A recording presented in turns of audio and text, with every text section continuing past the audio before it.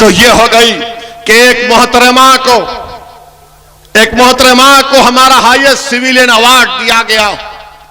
वो मोहतरमा टीवी के इंटरव्यू में कहती है कि देश को आजादी 2014 में मिली, 2014 में मिली। नहीं, थालियां मारने के लिए नहीं, सोचने बता रहा हूं। देखो आप, अगर वो बात मुसलमान कहता तो अब तक उस पर यूएपीए लग जाता। अगर वो बात मुसलमान कहता तो यूएपीए लग जाता। उसको जेल में डालने से पहले पुलिस स्टेशन में ले जाकर उसके घुटने के बाजू हजरत पुलिस एक छोटी सी गोली मारती उसको और बोलते तूने गद्दारी की। मगर वो रानी है, आप महाराजा हैं, कोई कुछ नहीं करता। वो क्वीन है और आप कोई किंग है, आप कुछ नहीं करते। क्यों नहीं करते? अगर हमारे मुंह से अगर गलती से भी निकल जाता, किसी ने इंडिया पाकिस्तान के मैच में कुछ लिख दिया गलती से, तो बाबा ने कहा गद्दारी का इल्जाम लगा के जेल में भिजा दिया जाएगा। बोलो बाबा। मैं उत्तर प्रदेश के मुख्यमंत्री से पूछ रहा हूं, मैं देश के प्रधानमंत्री नरेंद्र मोदी से पूछ रहा हूं, क्या देश 47 में आजाद हुआ या 2014 में आजाद हुआ? बताओ। और अगर यह गलत है तो क्या देश के प्रधानमंत्री और उत्तर प्रदेश के मुख्यमंत्री गद्दारी का इल्जाम लगाएंगे सेडेशन का? क्या सेडेशन सिर्फ मुसलमानों के लिए? क्या सेडेशन सिर्फ नौजवान तालिब इल्म और तुलबा के लिए? क्या सेडेशन किसके लिए फिर? और फिर इससे बढ़कर बात यह कि यह संविधान के खिलाफ है। कैसे खिलाफ है?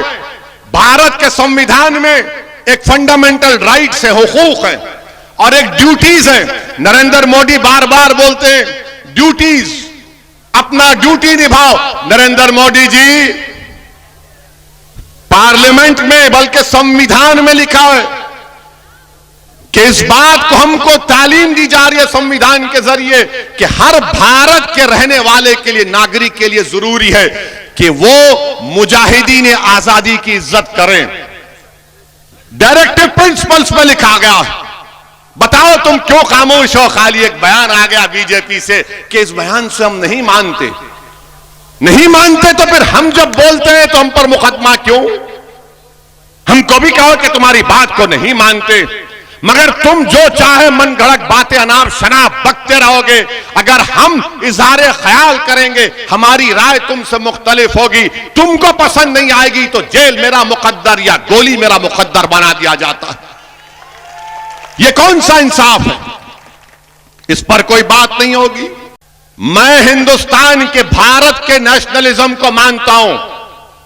वो भारत के नेशनलिज्म में तमाम लोग शामिल हैं, जिसको अंग्रेजी का वर्ड है वो इंक्लूसिव है। इंक्लूसिव है, ये नेशनलिज्म होना चाहिए। बल्कि मुझे याद आ रहा है कि मोहम्मद अली जौहर रहमतुल्लाह अलैह से जब पूछा गया, बरतानिया में अंग्रेजी में पूछा गया कि मोहम्मद अली जौहर तुम नेशनलिस्ट हो क्या? तो मोहम्मद अली जौहर ने कहा था कि मैं नेशनलिस्ट नहीं हूं, मैं सुपर नेशनलिस्ट हूं। हम मुसलमान सुपर नेशनलिस्ट हैं, मगर हम इंडियन नेशनलिज्म को मानते हैं। क्या कहा था नरेंद्र मोदी ने? हिंदू नेशनलिज्म की बात इंटरव्यू में नरेंद्र मोदी ने कही थी 2014 में। आपने नेशनलिज्म को भी तोड़ दिया।